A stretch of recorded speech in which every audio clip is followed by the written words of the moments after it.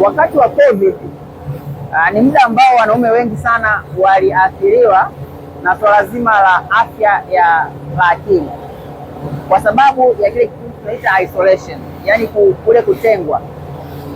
Baada ya kuwa nimezungumza vitu vingi sana, utaona ya kwamba wanaume wanakumbana na mambo mengi sana, na wakikumbana nayo huwa wanakaa peke yao, wanatafuta wenyewe namna ya kuyaweza kuyasolve hayo mambo.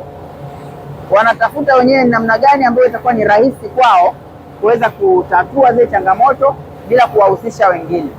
Lakini mwisho wa siku sisi ni viumbe hai, ni binadamu, na kama vile viumbe wengine tunahitaji connection. Na kwa sababu tumekutana na changamoto nyingi, tumekumbana nazo, changamoto, migogoro, vitu vya kiafya na kadhalika, lakini hatusemi. Ule mgandamizo unakaa na sisi, na unapokuwa umekaa na sisi, ule mgandamizo unaanza kutuathiri polepole bila sisi wenyewe kuwa tunajua, kwa sababu tuko bize kuweza kutimiza yale majukumu ya kwetu yaliyowekwa kijamii, ambayo kama wanaume kila mmoja anatarajia sisi tuweze kuyatimiza.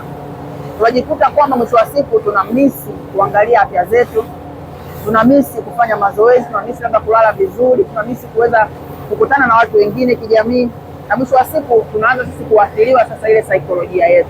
Ndipo hapo tunaposema kwamba wanaume pia tunahitajiana, kwa sababu hakuna mtu ambaye atakuja kusimama kwa ajili yetu. Kila mwanaume anapambana kwa ajili ya familia yake, kwa ajili ya mambo yake mwenyewe na maisha yake mwenyewe, na wala haangalii vitu vya mwingine. Na kuna wakati mwingine hata hatuangaliani sisi wenyewe kwa wenyewe, na japokuwa wanaume tunahitaji kujaliana na kupendana, wakati mwingine muda ambao tunaupata unatufanya tusiweze kufanya hivyo.